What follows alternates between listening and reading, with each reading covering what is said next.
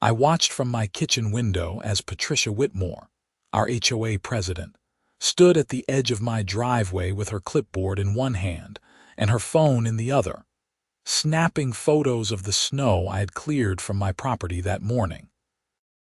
It was February in Cedar Rapids, Iowa, and we had gotten hammered with about 18 inches of heavy, wet snow overnight. I had been up since 6 that morning with my snowblower, clearing my driveway, walkway, and the sidewalk in front of my house like any responsible homeowner would do.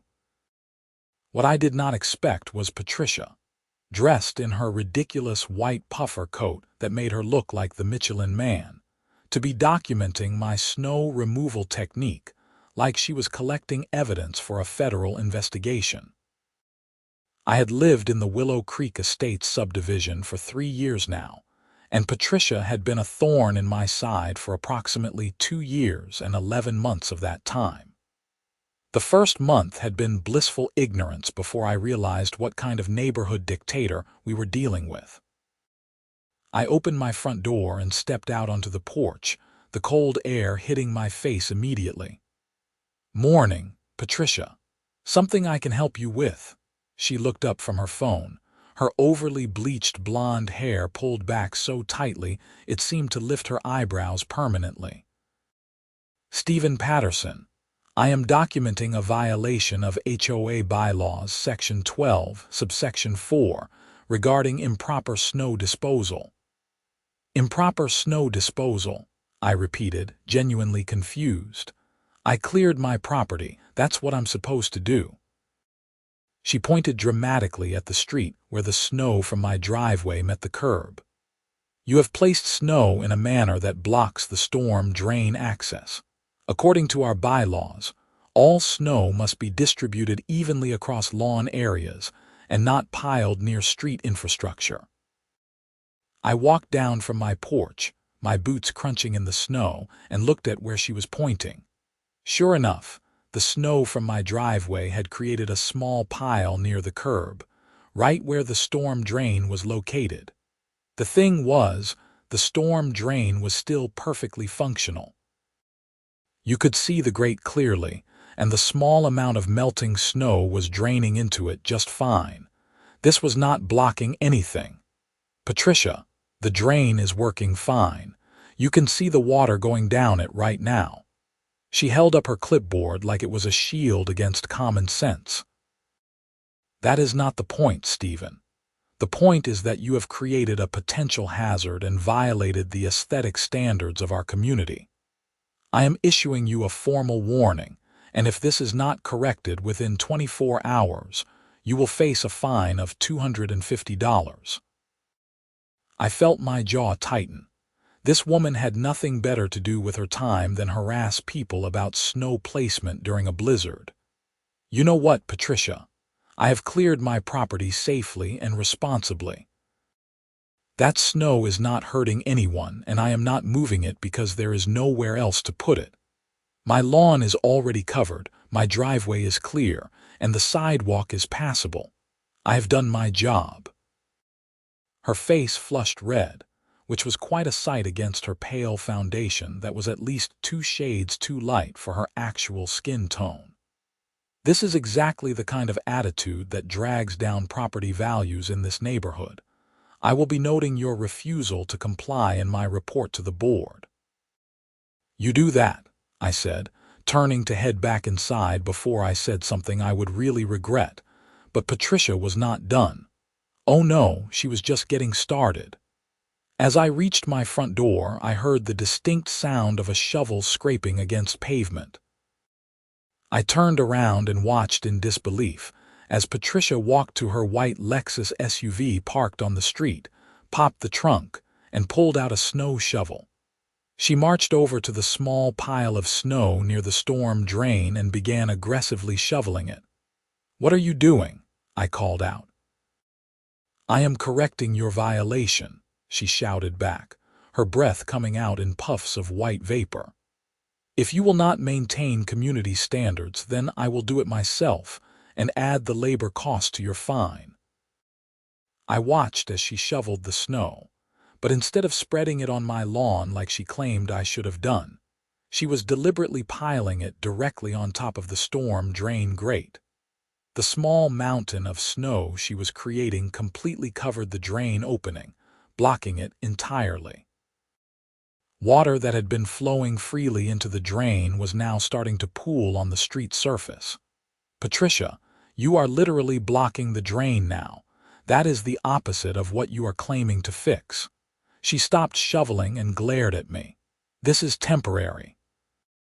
I am moving your improperly placed snow away from the area, and then I will distribute it appropriately." Except she did not do that.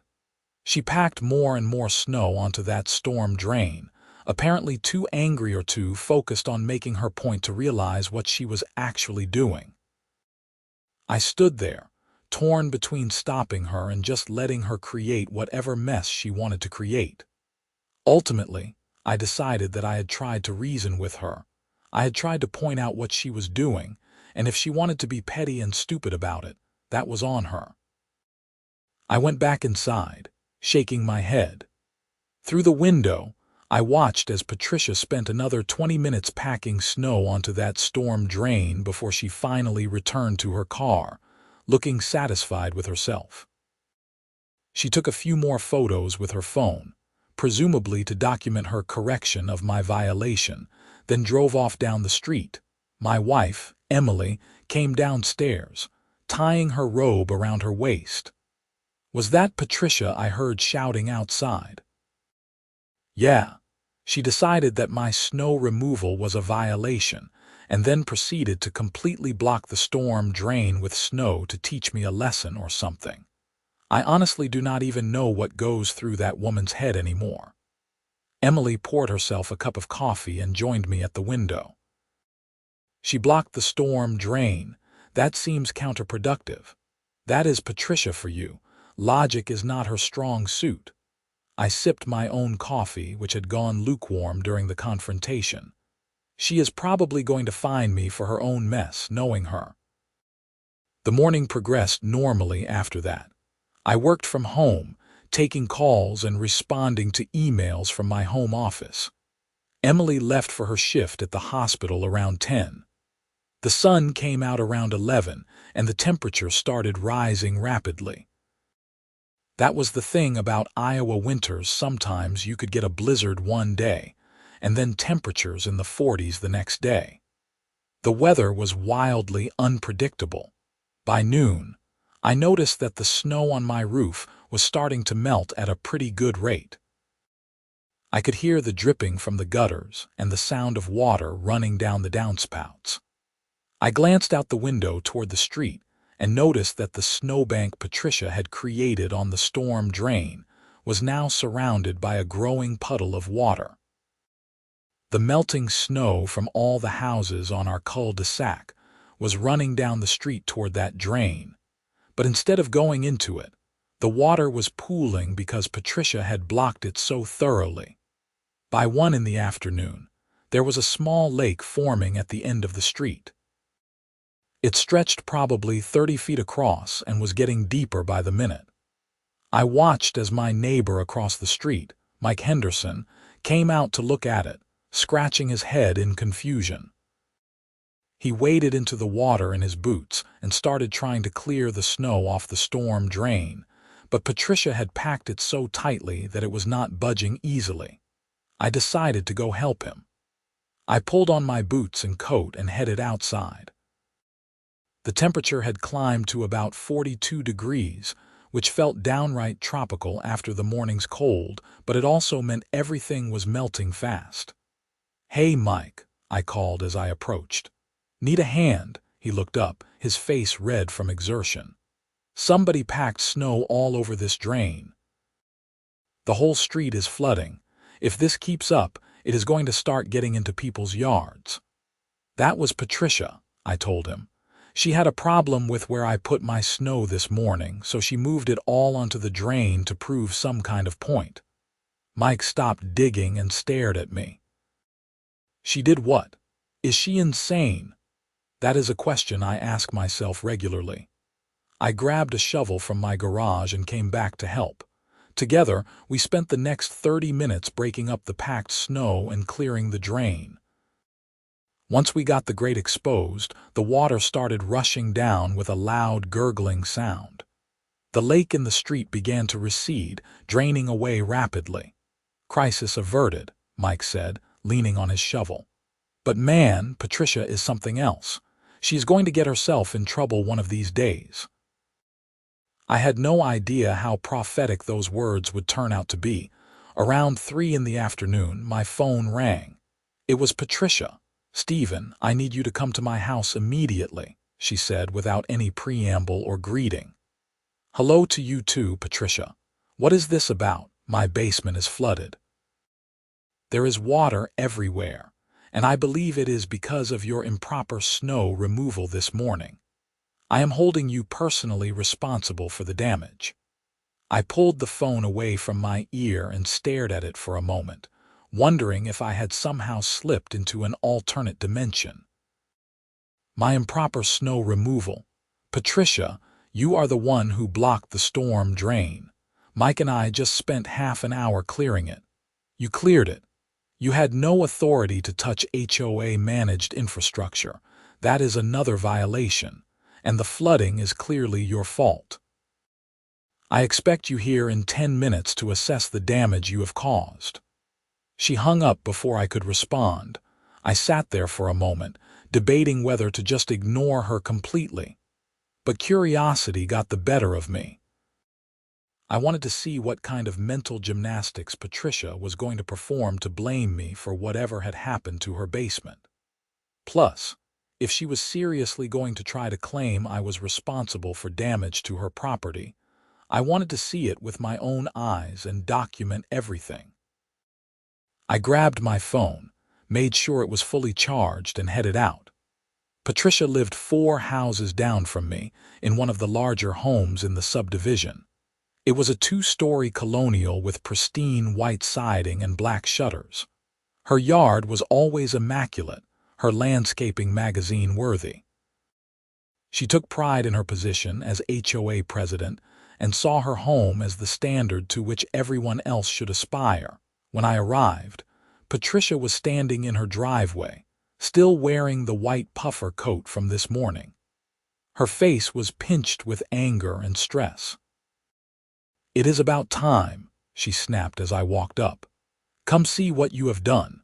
She led me around to the side of her house where there were exterior basement stairs leading down to a walkout entrance. As we descended the stairs, I could hear water sloshing. When we reached the bottom, I saw that the basement door was open, and water was indeed flowing out of it in a steady stream. Inside the basement, the scene was chaotic. There was at least 6 inches of water covering the floor, and it was still rising. Boxes were floating, furniture was submerged, and Patricia's expensive-looking home gym equipment was sitting in the flood. "Oh my God," I said, genuinely shocked at the extent of the damage. "Patricia, what happened?" "What happened is that your snow blocked the drainage system and caused water to back up into my basement," she said, her voice shaking with rage.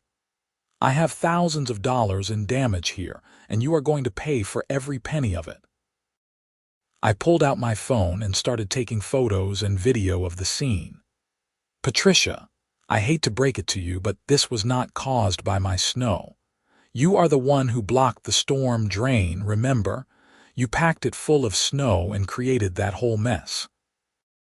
"I was correcting your violation," she insisted. "If you had placed your snow correctly in the first place, none of this would have happened." I noticed something as I looked around the basement. The water seemed to be coming from the wall that faced the street, seeping in through cracks in the foundation and through the window wells. That made sense if the street had flooded significantly before Mike and I cleared the drain. But there was something else I noticed too. In the corner of the basement, there was a sump pump, and it was not running. I walked over to it, my feet sloshing through the water.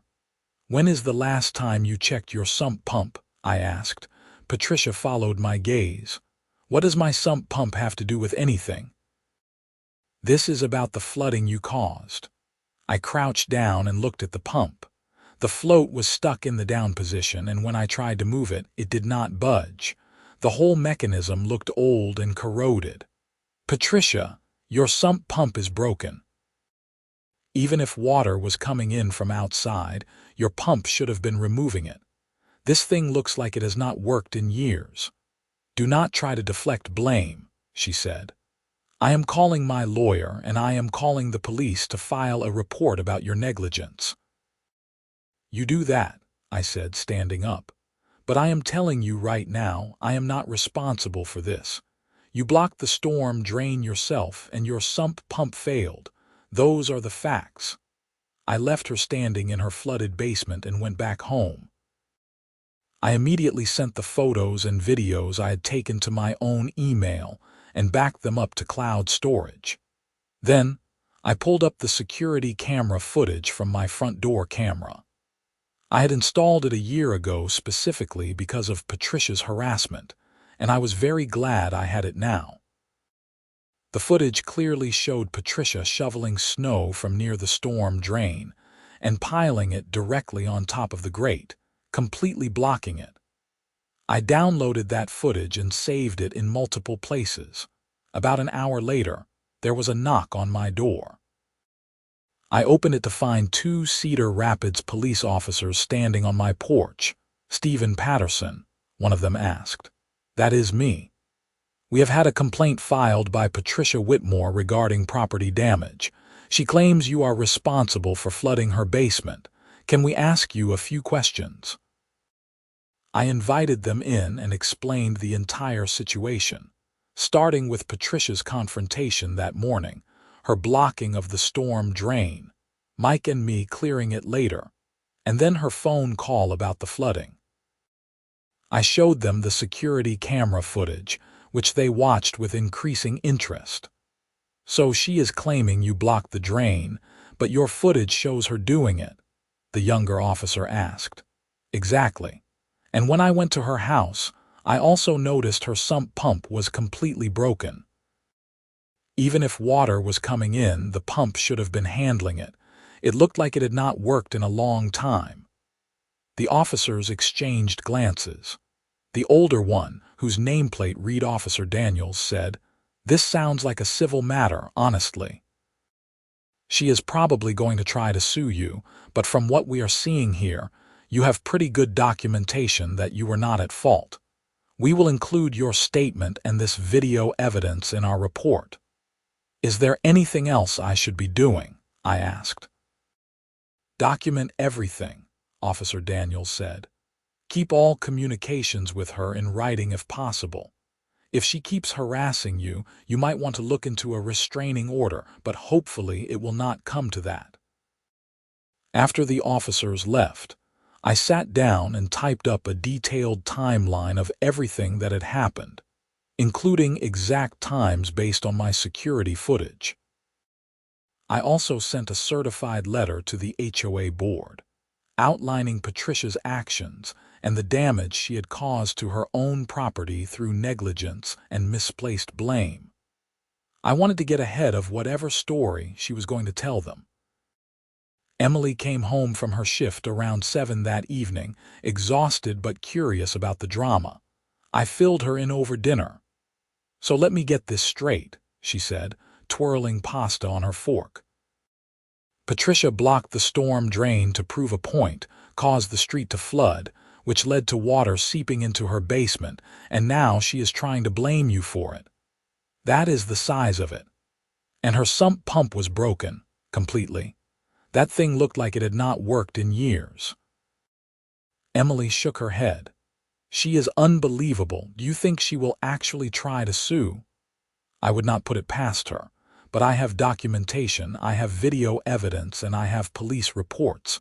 If she wants to waste money on a lawyer, that is her choice." The next morning, I woke up to find an official-looking letter taped to my front door. It was from Patricia, sent on HOA letterhead, informing me that I was being fined $500 for multiple violations, including improper snow disposal, unauthorized interference with HOA infrastructure, clearing the storm drain, and property damage to another homeowner. The letter demanded payment within 7 days and stated that failure to pay would result in a lien being placed on my property. I took a photo of the letter, then called my own lawyer, Robert Chen, who I had used when I bought my house. I explained the situation and forwarded him all my documentation. "This is harassment," Robert said after reviewing everything. "And frankly, it sounds like she might have violated a few laws herself. Blocking a storm drain could be considered a public safety hazard, especially if it caused flooding.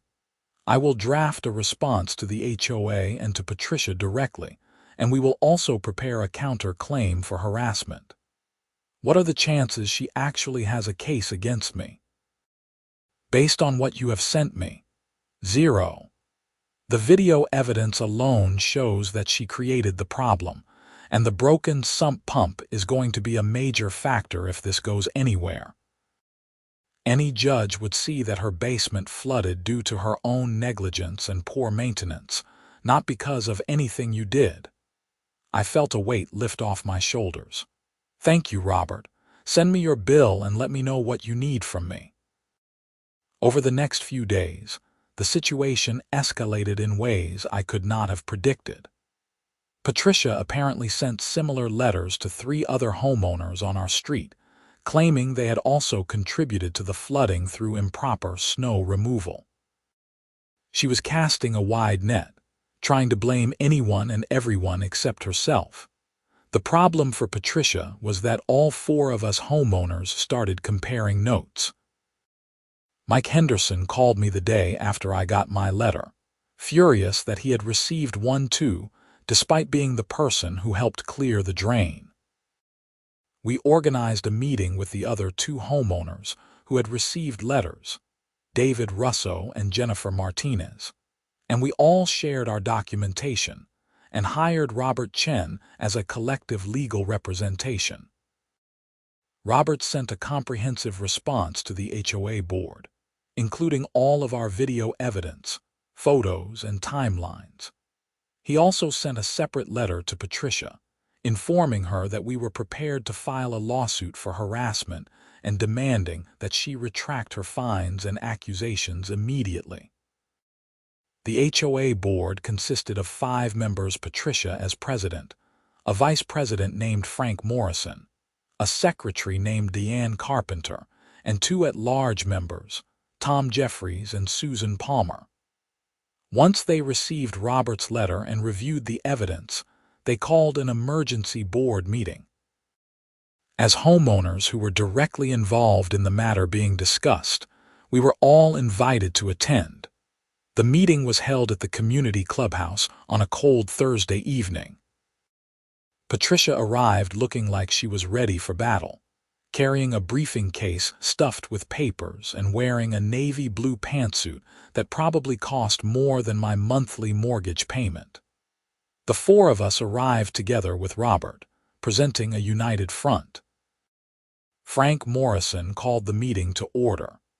He was a retired accountant in his 60s with a calm demeanor that made him a good counterbalance to Patricia's intensity. "We are here to discuss the complaints filed by President Whitmore regarding snow removal violations and subsequent property damage. Mrs. Whitmore, would you like to present your case first?" Patricia stood up, smoothing her suit jacket. "Thank you, Frank.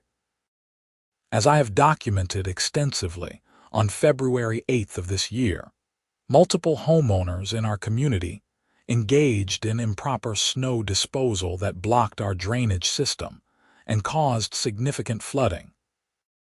This flooding resulted in severe damage to my property, and I believe these homeowners should be held accountable."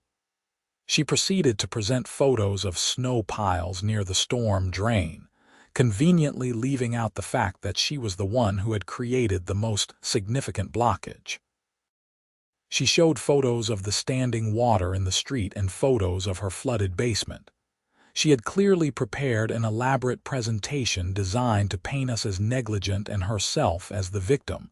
When she finished, Frank looked at us. "Would you like to respond?" Robert stood up. "Thank you. I am Robert Chen, representing Mr. Patterson, Mr. Henderson, Mr. Russo, and Miss Martinez. We have compiled evidence that tells a very different story than what Mrs. Whitmore has presented." He pulled up a laptop and connected it to the projector in the clubhouse.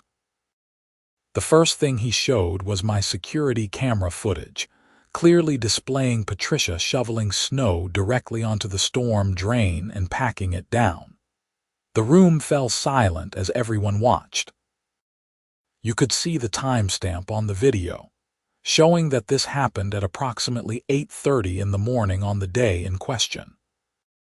Next, Robert showed photos with timestamps that Mike had taken from his own security camera, which captured the street flooding around noon when the temperature rose and everything started melting.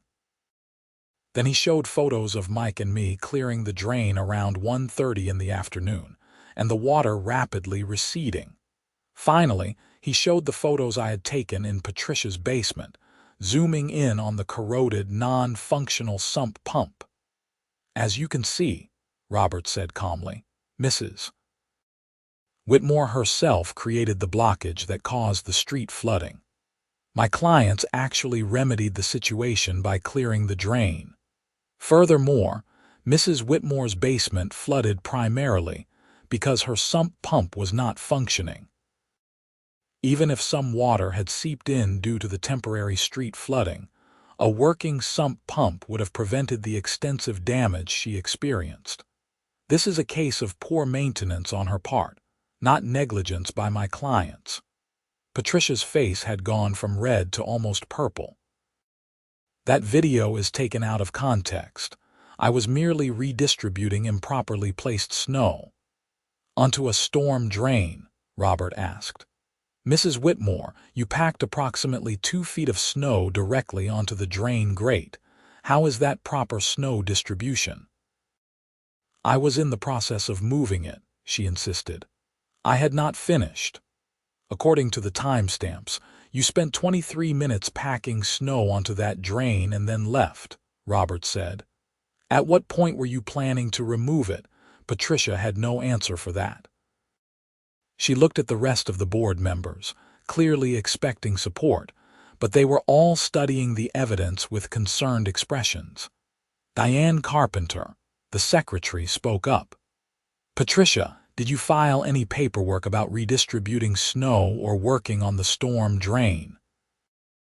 "I should not need to file paperwork to maintain community standards," Patricia said defensively. "Actually, according to our bylaws, any work done on community infrastructure does require documentation," Diane said gently. "And storm drains fall under city infrastructure, not HOA authority." "You should not have been touching it at all," Tom Jeffries, one of the at-large members, chimed in. "And the sump pump issue seems pretty significant. Patricia, when was the last time you had your sump pump serviced?" "That is irrelevant," Patricia snapped. "The flooding would not have happened if these homeowners had followed proper procedures. The flooding would not have happened if you had not blocked the storm drain," Mike Henderson said, speaking up for the first time. His voice was firm but not angry. "I watched the water backing up all morning. When we cleared the drain you had blocked, the water went away in minutes. This is on you, Patricia." Frank Morrison sighed heavily. "I think we have seen enough evidence here to make a determination. The board will take a 15-minute recess to discuss this matter privately, and then we will return with our decision." The 5 board members retreated to a back room while the rest of us sat in uncomfortable silence. Patricia stood by herself near the front, refusing to look at any of us. She kept checking her phone, typing furiously, probably complaining to someone about the injustice of it all. When the board members returned, Frank's expression was serious. "After reviewing all the evidence presented, the board has made the following determinations. First, all fines issued to Mr. Patterson, Mr. Henderson, Mr. Russo, and Miss Martinez are hereby rescinded.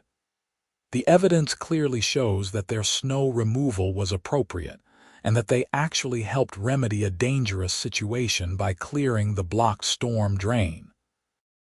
Patricia started to protest, but Frank held up his hand. Second, the board finds that President Whitmore acted outside the scope of her authority by interfering with city infrastructure. Additionally, her actions directly created a public safety hazard that could have resulted in far more serious consequences than property damage. Third, Frank continued, and his voice became even more grave, the board is deeply concerned about the abuse of authority demonstrated in this matter. Issuing fines as retaliation and making false accusations against homeowners is not acceptable behavior for any board member, let alone our president. Therefore, the board is calling for a vote of no confidence in Patricia Whitmore as HOA president. Patricia's mouth fell open. You cannot do this. I have done nothing but serve this community.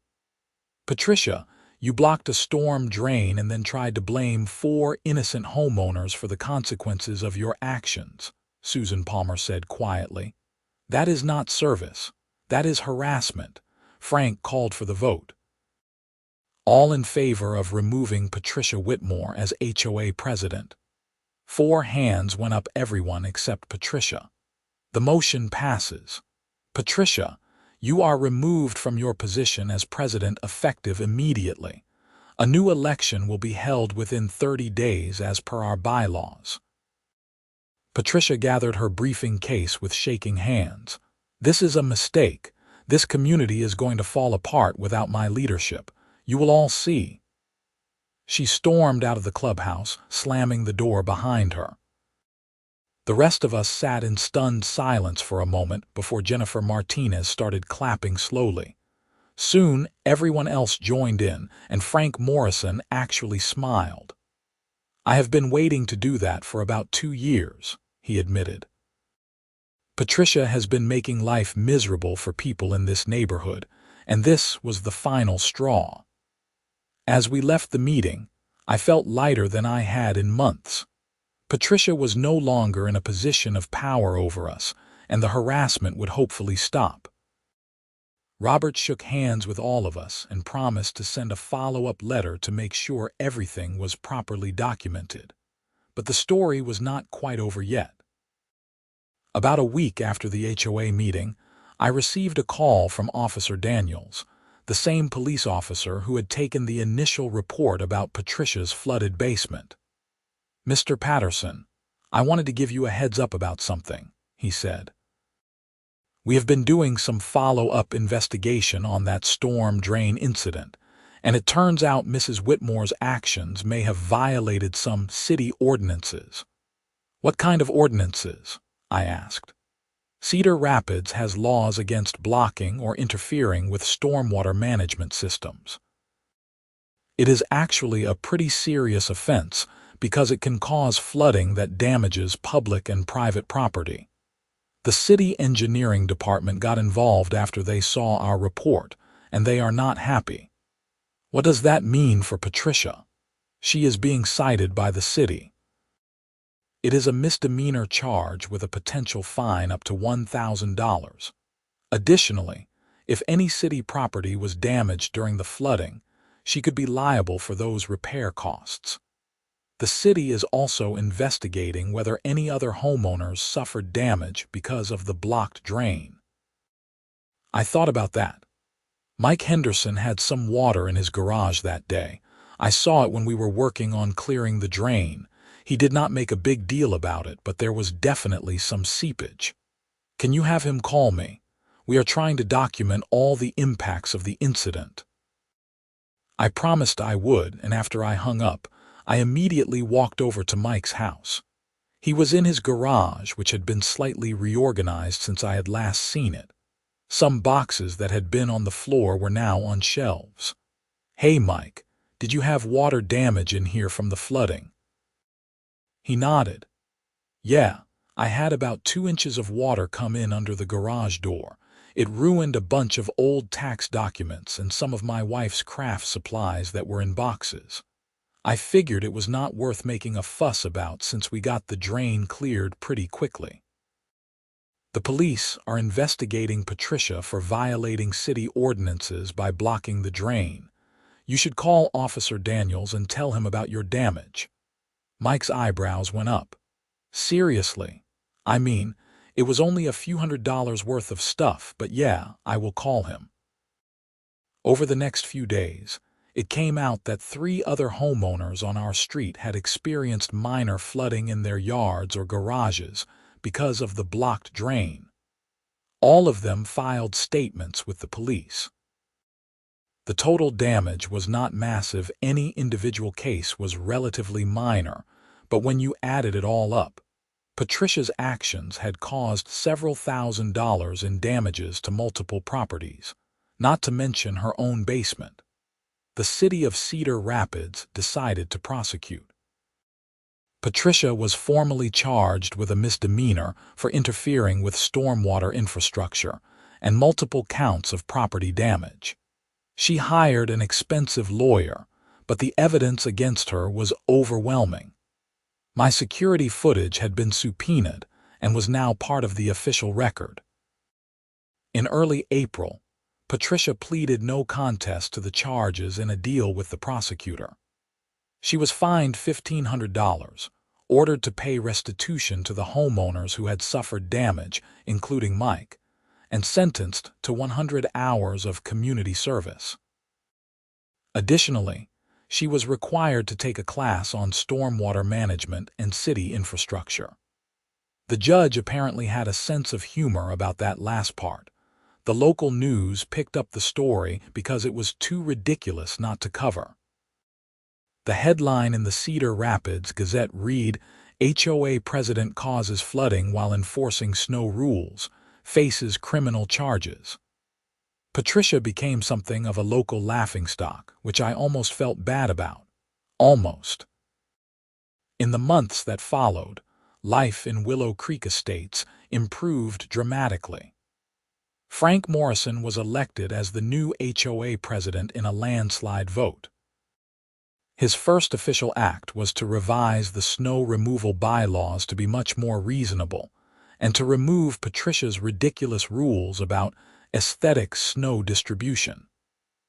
His second act was to send a formal apology letter to me, Mike, David, and Jennifer on behalf of the HOA. Patricia still lived in the neighborhood, but she kept a very low profile. Her basement took months to fully repair, and I heard through the neighborhood grapevine that her insurance company had refused to cover most of the damage because the flooding was caused by her own actions. She had to pay tens of thousands of dollars out of pocket for the repairs. Whenever I saw her around the neighborhood, which was rare, she would not make eye contact. She would quickly go into her house or get into her car and drive away. The reign of HOA terror was over. One warm Saturday in May, the neighborhood held a community cleanup day. Frank had organized it as a way to bring everyone together and improve the common areas without the oppressive oversight that Patricia had brought to everything. I was out raking leaves from the flower beds near the clubhouse when Mike walked up with a bag of mulch. "Can you believe we are doing volunteer work for the HOA and actually enjoying it?" he said with a grin. I laughed. "It is amazing what happens when you have reasonable people in charge." Jennifer Martinez was planting flowers nearby and overheard us. I saw Patricia drive by earlier. She slowed down and stared at all of us working together. The look on her face was priceless. "You think she learned anything from all of this?" I wondered aloud. David Russo, who was trimming bushes, snorted. "People like Patricia do not learn. They just get quieter, but at least she is not in a position to make our lives miserable anymore." Emily showed up around lunchtime with sandwiches for everyone. The whole neighborhood came together for an impromptu picnic on the clubhouse lawn. Kids were running around playing, people were laughing and talking, and there was a sense of community that had been missing during Patricia's authoritarian reign. Frank Morrison stood up and clinked a glass to get everyone's attention. "I just want to thank everyone for coming out today and for your patience during the transition in leadership. I know the past few years have been difficult with some overly strict enforcement of rules that honestly did not make much sense. My goal as president is to make this a neighborhood where people actually want to live, not a place where they are afraid to put their trash cans out 15 minutes early." Everyone laughed and applauded. "We are a community," Frank continued. "That means we look out for each other, we help each other, and we do not try to trap each other with gotcha enforcement of ridiculous bylaws. So here is to a better future for Willow Creek Estates." We all raised our drinks and toasted. It felt like a new beginning. As the afternoon wore on and the cleanup work was mostly finished, I found myself back at the storm drain where this had all started. Someone had planted flowers around it, making it less of an eyesore. The drain was clear and functioning perfectly, doing its job of managing stormwater just like it was supposed to. I thought about everything that had happened because Patricia had decided to make a point about snow placement. Her obsessive need to control and her complete inability to admit when she was wrong had cost her thousands of dollars. Her reputation, her position of authority, and quite possibly some friendships in the neighborhood. All because she could not just let people clear their driveways in peace. The irony was almost poetic. She had pushed snow into the storm drain to punish me for a violation that did not actually exist. And in doing so, she had flooded her own basement, created liability for herself, and ultimately destroyed her own position of power. She had been so focused on proving she was right that she had not stopped to think about what she was actually doing or what the consequences might be. Mike came over and stood next to me, looking at the drain, thinking about how this whole mess started. "Yeah. It is crazy how one petty decision can snowball into something so much bigger." "Pun intended," Mike asked with a smile, maybe a little. I grinned back. "You know what the really wild part is? If she had just let it go, if she had just driven past my house that morning and kept her mouth shut about where I put my snow, none of this would have happened.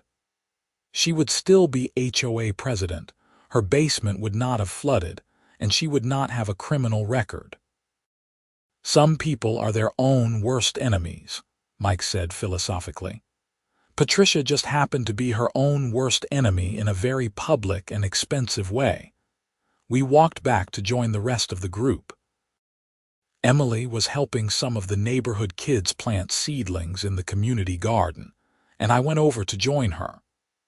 As I knelt down in the dirt, showing a little boy how to make a proper hole for his tomato plant, I felt genuinely content with where things had ended up. That evening, after we had gone home and cleaned up, Emily and I sat on our back deck with glasses of wine, enjoying the mild weather. "You know, for a while there, I was really worried," Emily admitted. "When Patricia started throwing around threats about lawyers and fines, I thought we were going to get sucked into some long legal battle." "I was worried too," I said, "but having documentation made all the difference. If I had not had that security camera footage showing exactly what she did, it could have been a he said, she said situation, and she might have gotten away with it. What do you think she is doing right now?" I glanced over toward Patricia's house, which was visible from our deck. The lights were on in her living room, but the curtains were drawn tight. Probably still convinced she was right and everyone else is wrong. People like that do not usually change. Do you feel bad for her at all? I thought about that. Honestly, a little bit. I do not think she is a fundamentally evil person. I think she is someone who got a tiny bit of power and let it go to her head.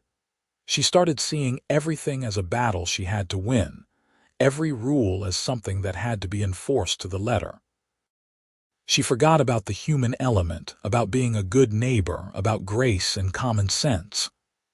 "That is very thoughtful of you. But," I continued, "I do not feel bad enough to regret what happened. She brought it all on herself, and she hurt a lot of people with her behavior. Sometimes consequences are necessary for people to realize they have gone too far." Emily leaned her head on my shoulder. "I am just glad it is over." "Me too." As summer arrived, life continued to improve in Willow Creek Estates. Frank proved to be an excellent HOA president, focused on maintaining property values and community standards without being oppressive about it. He instituted regular town hall meetings where homeowners could voice concerns and suggest improvements. He streamlined the violation reporting process so that it was less about punishment and more about communication and cooperation. One of the most popular changes he made was eliminating the rule about getting pre-approval for lawn decorations. Under Patricia's regime, you had to submit a written request and wait for board approval before you could put up anything from a garden gnome to a bird bath. Frank changed it to a simple standard. If it is tasteful and well-maintained, you are good to go. If something is actually offensive or poorly maintained, the board would reach out to discuss it like adults. The neighborhood kids started actually playing outside again, not afraid that Patricia was going to come screaming at them for cutting across someone's lawn or riding bikes on the sidewalk too fast. Parents stopped walking on eggshells about whether their trash cans were precisely parallel to their driveway, or if they had brought them in exactly 1 hour after pickup. In June, we had the first annual Willow Creek Estates block party. Frank organized it as a way to build community spirit, and it was a huge success. There was grilled food, games for kids, a dunk tank that raised money for neighborhood improvements, and even a small live band made up of teenagers from the neighborhood. Patricia did not attend. Her house remained dark and quiet while the rest of the neighborhood celebrated in the street. I wondered if she watched from behind her curtains, thinking about what she had lost. One evening in late June, I was watering my front garden when a car pulled up in front of Patricia's house. A real estate agent got out and started installing a for sale sign in the front yard. Patricia stood in her doorway, watching with her arms crossed. The agent finished, got back in her car, and drove away. Patricia lingered in the doorway for a moment, and her eyes met mine across the yards. For just a second, I saw something in her expression that might have been regret or maybe just sadness. Then she went inside and closed the door. I told Emily about it later. "She is selling," Emily said, surprised. "I guess I should not be shocked. It cannot be easy living here after everything that happened." "Part of me feels like we drove her out," I admitted. "Stephen, you did not drive her out. She made her choices and she has to live with the consequences. Maybe moving somewhere else will be good for her. A fresh start. Maybe." I hoped Emily was right. I hoped Patricia would find somewhere else to live where she could just be a regular person, not someone who felt like she had to control everything and everyone around her.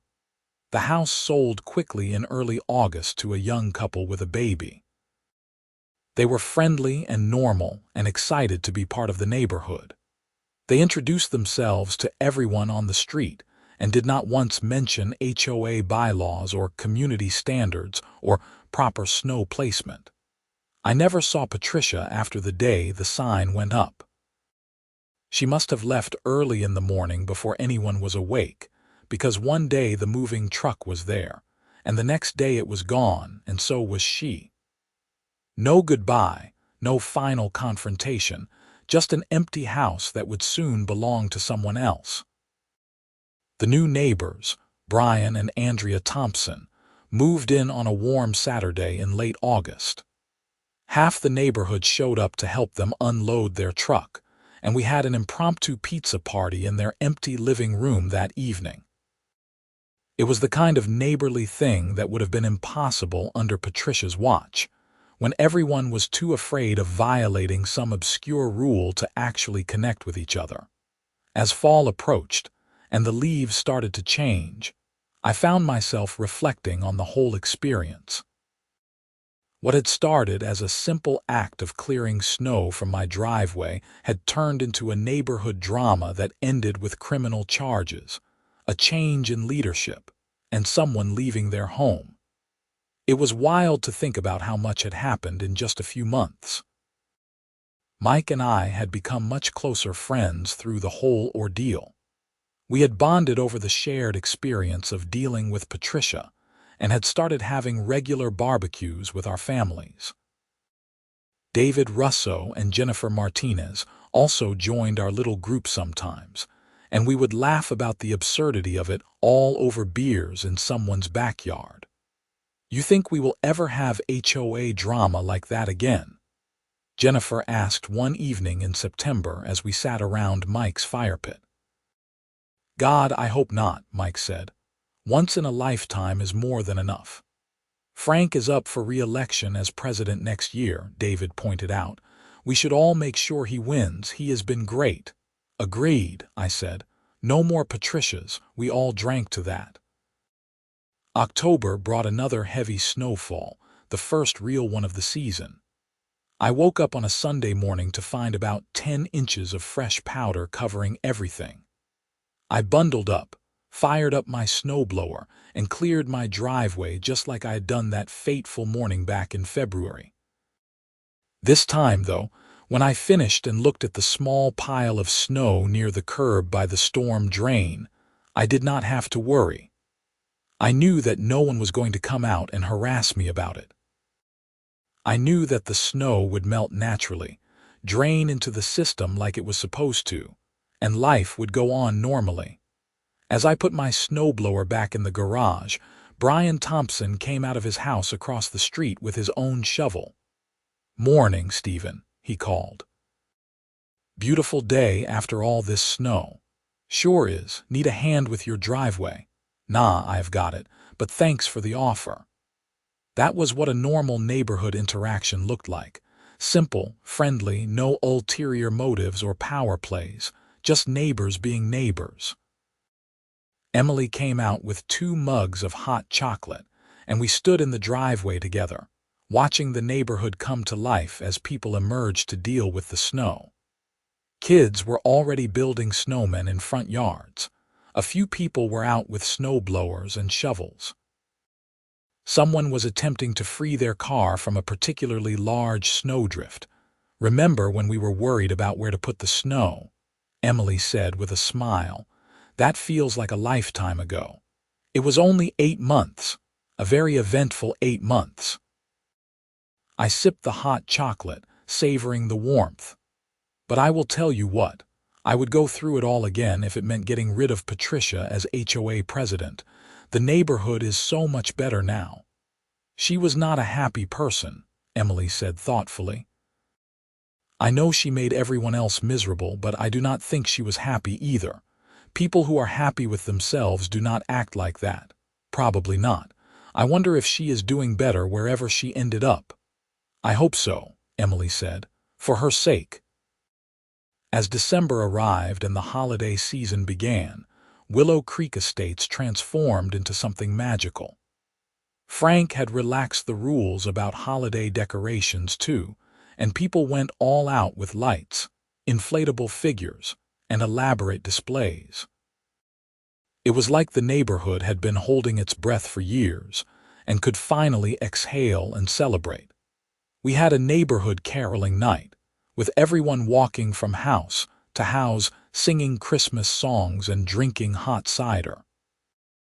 Brian and Andrea Thompson had their baby out in a stroller bundled up like a little snowman. Mike Henderson dressed up as Santa and handed out candy canes to the kids.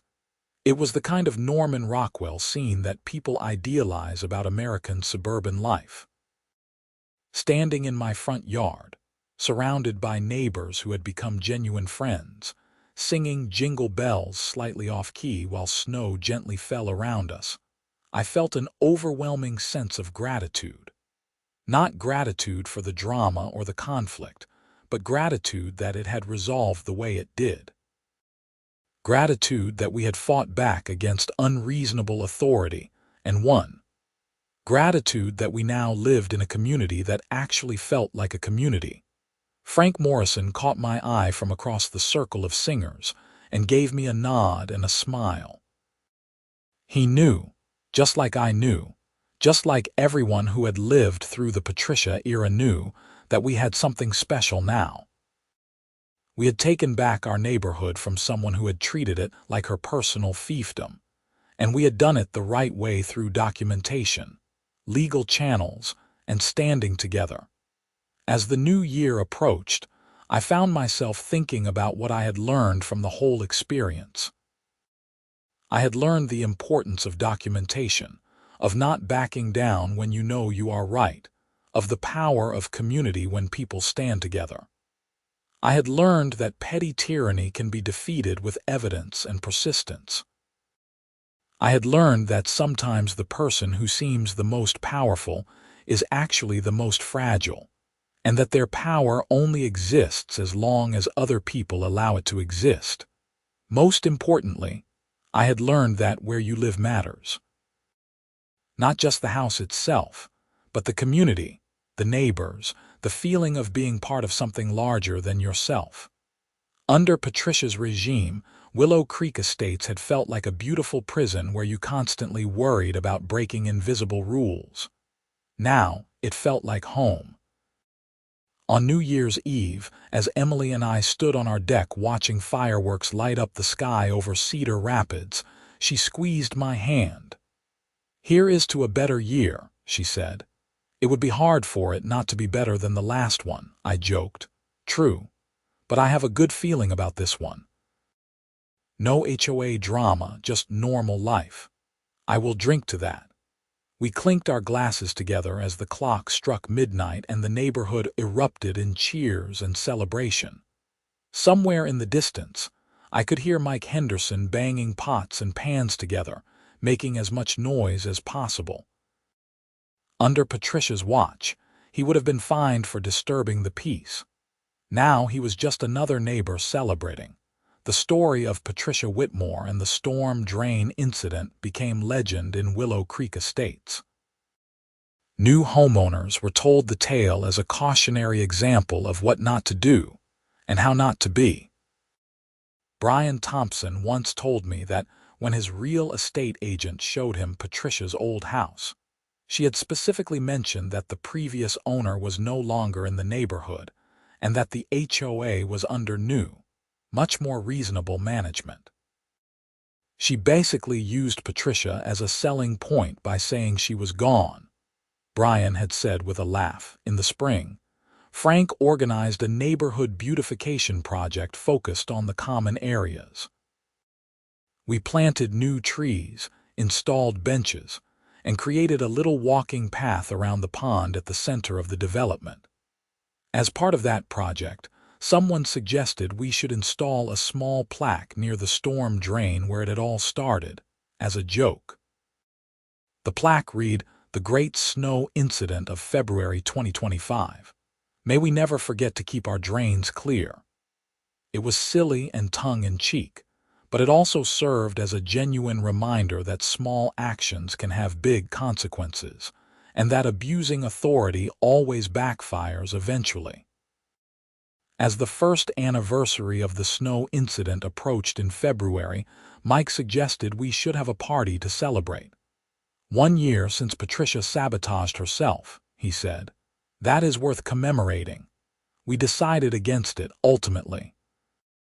It felt too much like gloating, and while Patricia had brought her problems on herself, there was no need to rub it in. She was gone, we had moved on, and that was enough. Instead, we just had a normal winter day. When it snowed, we cleared our driveways. We helped each other when someone needed a hand.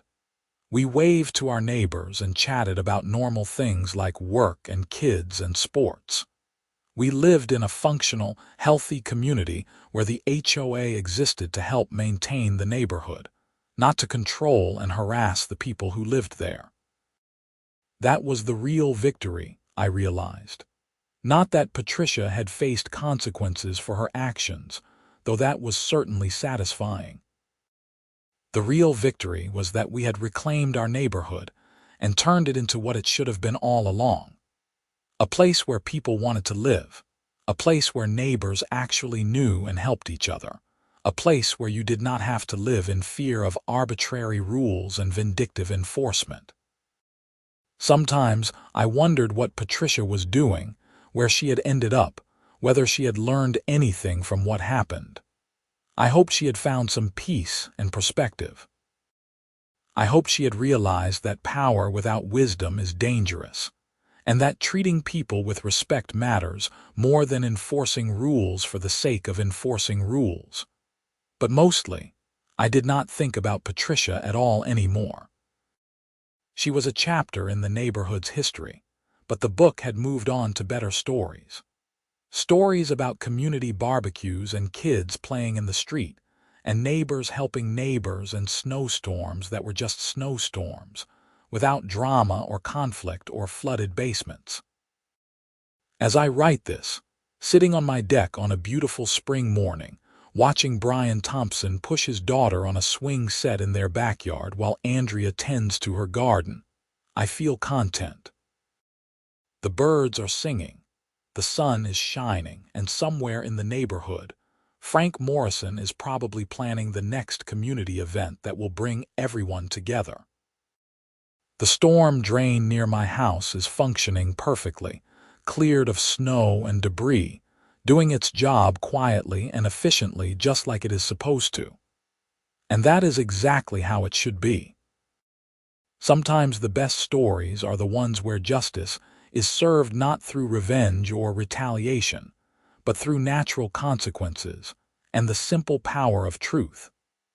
Patricia pushed snow into my storm drain to punish me for a violation that did not exist. In doing so, she flooded her own basement that same afternoon, set in motion a series of events that cost her thousands of dollars and her position of authority, and ultimately drove herself out of the neighborhood. I did not have to do anything except stand up for myself, document what happened, and let the truth speak for itself. That was enough. And now, life goes on in Willow Creek Estates, better than it has been in years, with clear drains, reasonable rules, and neighbors who actually feel like a community. That is the ending this story deserved, and the ending we all got. The snow melts, the water drains away, and life continues. Simple, peaceful, and exactly as it should be.